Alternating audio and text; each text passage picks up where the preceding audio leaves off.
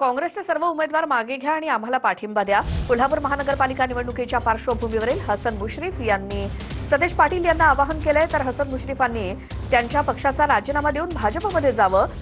काँग्रेसचे प्रदेशाध्यक्ष हर्षवर्धन सपकाळ यांनी टीका केली।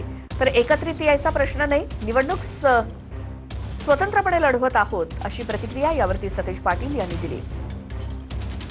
विरोधी पक्षाची ना केंद्रामध्ये सत्ता आहे ना राज्यामध्ये सत्ता आहे, म्हणून मी अनेक सभेमध्ये आमचे मित्र बंटी पाटलांना विनंती केली, तुम्ही कशासाठी निवडणूक लढवायला याचं मला अजून कारणच मिळालेलं नाही। कारण ना तुमची केंद्रात सत्ता ना राज्यात सत्ता, तुम्ही एक पैशाचा निधी आणू शकणार नाही, विधानसभेच्या निवडणुका अजून 4 वर्षावर, मग कशासाठी लोकांचा फसवतायत।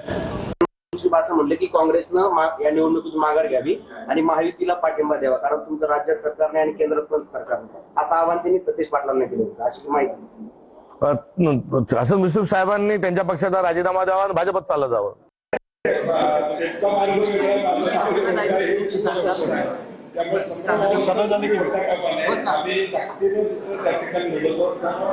दोन मार्ग वेगवेगळे आहेत, त्यामुळे सोबत याचा विषय काय होतो। शेवटी कोल्हापूरमध्ये एकत्र लढत आहे, अनेक शहरामध्ये वेगवेगळे लढतात, कोल्हापूरमध्ये मात्र त्यांनी एकी केलेली आहे, कोल्हापूरकरांची आणि म्हणून तमाम कोल्हापूरकरांच्या सहकार्यामध्ये एकता लढाई शाहू महाराजांच्या नेतृत्वाखाली करतो। भाजपचे माजी जिल्हाध्यक्ष शरद बुट्टे यांची अजित पवारांची एक गुप्त बैठक झाली। शरद बुट्टेंनी काल रात्री अजित पवारांची पुण्यामध्ये भेट घेतल्याची माहिती मिळाली आहे। 11 वर्षांनंतर बुट्टे पाटील पुन्हा राष्ट्रवादीत परतणार असल्याची चर्चा आहे।